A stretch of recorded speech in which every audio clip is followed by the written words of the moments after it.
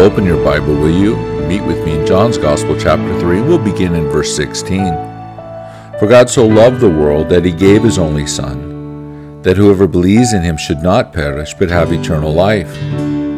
For God not sent his Son into the world to condemn the world, but in order that the world might be saved through him. Well, let me point out some just divine truths. First off, God is the initiative taker. He is the one that is doing the work. He's doing so out of a love that you and I truly don't understand. This love is focused on a world in sin, a world that is not only rebellious against God, but an enemy of God, a world of ungodliness, a world that does unspeakable things against God and against one another.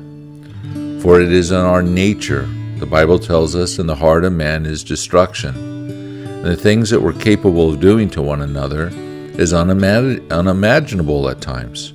Look out through all human history or even the headlines this very day. But think about just the coldness, the inability to be able to forgive people, to reconcile, to love with sincerity. Oh, these things are far and few in between. It's not part of our nature. It's not what we do. Our relationships with God and with others is more transactional. It is mechanical. It is driven by self-interest. No, we are consumed with self. We are consumed with what we will eat, what we drink, sex, money, comfort, entertainment, anything we can do just to pass the time. That's the world, a world under God's condemnation, and rightly so. But his affection, his compassion, is set on the world. He gave his Son. It wasn't just a matter of sending his Son to give some kind of teaching, some kind of announcement, but he gave in order to accomplish. In our next message, in the 5th, we will look at this salvation that is offered by God. But I want you to take time to read Psalms 103 and just find the good news, the announcements that are made in this wonderful Psalms. And then take a hard look at Romans chapter 5. Perhaps begin with verse 12 and pay particular attention to verses 18 and 19 so that you will see for yourself how God brings about salvation. Think about it from God's perspective. How does God remain just but yet forgive sinners? How does God, who won't even look upon sin, the Bible tells us, yet will have a relationship with sinners? How does this happen? We can understand, right, those that are criticizing Christ for eating with sinners like Zacchaeus. How would he dare do such a thing? This terrible, awful man, Zacchaeus, this tax collector.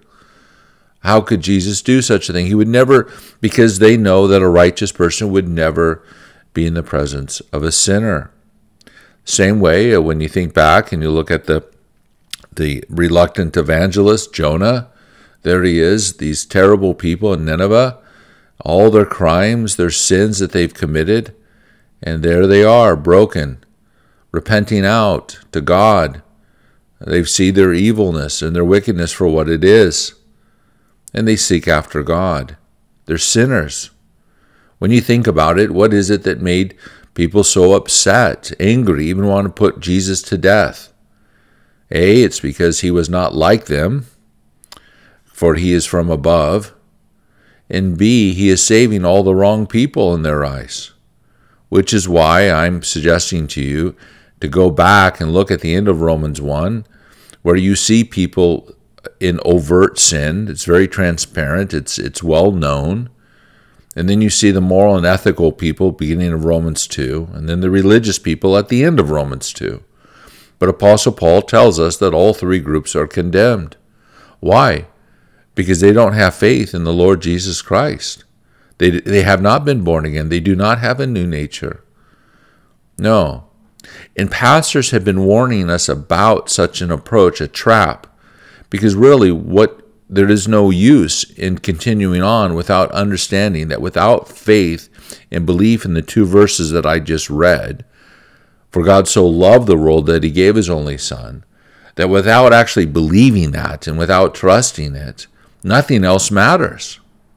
Because that trust, that faith, that belief is what determines our eternal state. We're so focused on the here and now, but it passes like a vapor. And we forget all about life beyond the grave and eternity, and who is it that we are serving. I would say that reading verse 16 and 17, I'd point out to you that they would not perish, but they would be saved. They would be saved, and that Christ came in this world not to condemn the world, but to save it through him. Well, Jesus isn't condemning the world because the world is already condemned. And this is a declaration of war. God is saying, listen, I'm going to do something. I'm sending somebody. And they're going to be able to, they're going to accomplish something that no one can even imagine in order to reconcile sinners back to me. Who's he declaring war against? Oh, Satan himself, the prince of this world. When we say that God is reconciling sinners back to himself, he is taking them under the reign of Satan. They are no longer in Adam, but they're in Christ. When Christ, by the Spirit of God, goes into the wilderness and is tested by Satan, where everywhere where Adam fell, Christ succeeds. And in essence, what Christ is telling Satan during that time of temptation, the 40 days in the wilderness, listen, I'm not going to bargain with you. I'm not going to bargain with you. I don't need anything from you. I'm going to take my people from you. As God delivered the people out of Egypt, he took those people away from Pharaoh. And likewise, Christ is taking his people away from Satan's reign. It's a declaration of war, I tell you, against all wickedness and against all evil, against Satan himself. And that's what we see. And pastors have warned us time and time again, and listen to me closely. John Calvin, wonderful preacher, a pastor, read his sermons, not just his institutes, but his sermons. Most remarkable man. And he talks about a religion where there's a seed of truth. There's a seed, but it's a corrupt seed that produces corrupt fruit because it's a seed of the self-will, that we're simply using Christianity as a means to an end, to maybe that we have no true love for God, no desire to be devoted to him, therefore there's no holiness in our life. The teachings of Christ are trivial. We want to placate God. That's the word he uses. We simply want to placate God with a few paltry amens in our lives. We might be riddled with guilt, but we have no sense of love for God. And therefore we are not devoted to him. And therefore we feel no obligation to live a devoted and holy life. Why? Because there is no new nature. And Calvin was very concerned about those who professing Christ as Lord, but in reality there was no power. There was a spring without water. There was no good fruit. Why? Because you're trapped. We keep trusting in other things rather than Christ. That we trust in our works. We trust in how we compare ourselves to other people. We trust that we're part of the herd, and God certainly would not condemn the entire herd. So we trust in numbers and many other things. And likewise, a preacher named William Penn had the same concerns. And during his time, he said, I'm going to read it to you from his book, No Cross, No Crown. And he says this about Christianity. He says, there seems very little left of Christianity but the name. And how many times have I heard that from preachers? I mean, year after year, decade after decade, century out of century. That Christianity is in name only. Oh, I can think of many people. J.C. Ryle, Martin Lloyd-Jones. I just heard this last Sunday, Pastor Liam Gallagher of 10th Presbyterian, as he ended his sermon, he says, you know what America needs more than anything else? Is for Christians to believe in God. I mean, that was the point in a recent message, right? Where what happened to the people of Nineveh? Well, they believed in God. Well, wouldn't Israel love to have been able to say that about themselves, that they too believed in God? Oh, no. We find ourselves, we're Christians in name only, like we're poor, like Judas. There's Judas receiving all the teachings of Christ. He's involved in the ministry. He's calling Jesus Lord, but his heart is far from him, for he loved money. And William Penn goes on, he says, listen, it's a Christianity is but in name only, which being now usurped by the old heathen nature and life, and makes a profession of it, but true heathenism is disguised. For though they worship not the same idols, they worship Christ with the same heart, and they can never do otherwise, whilst they live in the same lust. The unmortified Christian and the heathen are of the same religion. Did you hear that? The heathen, the pagan, those that are outside of Christ, they're very public about it, as well as the Christian. No, they're all part of the same religion, for they have different objects to which they direct their prayers and adoration, and both is but forced and ceremonious. And the deity they truly worship is the God of this world, the great Lord of lust. To him they bow with the same powers of soul and sense. What shall we eat? What shall we drink? What shall we wear? How shall we pass away our time? Which way may we gather wealth, increase our power, enlarge our territories, and dignify and perpetuate our names and families in the earth? Here he's saying, listen, here we are as so-called Christian people, and what do we focus on? Well, we're focused on our family. We're focused on our affairs. We're focused on what we're going to, the here and now, and what we're going to put on the table, and how do we grow our 401k accounts. And so while it might seem more civilized, right, more like the Pharisees, it's what we've become. We're more civilized than those that are committed to overt sins. Our destination remains the same as theirs. We're under God's condemnation. We're worshiping the prince of this world. That's what we're doing when we don't believe in God. We don't believe that God gave his son. We don't believe that God so loved the world. We don't believe that Christ alone, for what he accomplished, can justify and redeem sinners. We don't believe it. And I'm suggesting that we should stop and wrestle with this truth. That we should stop playing games at the cross. That it makes no sense at all. It's like a house of cards.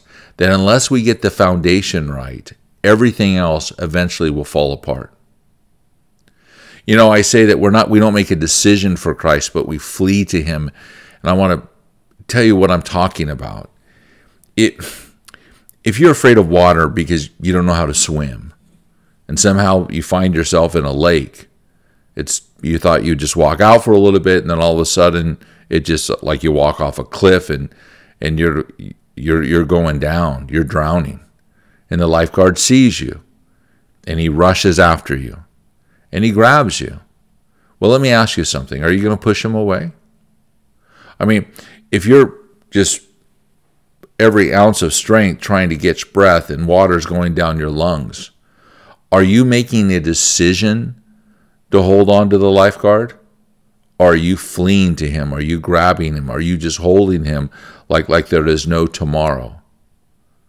The same analogy would be if you were on a boat and it was going down and there is no hope, a big ocean liner, and there you are, you've got the lifeboats. Are you making a decision to get in the lifeboats? Or are you running to the lifeboats? And not only are you concerned about your own survival, would you not be concerned about the survival of your loved ones?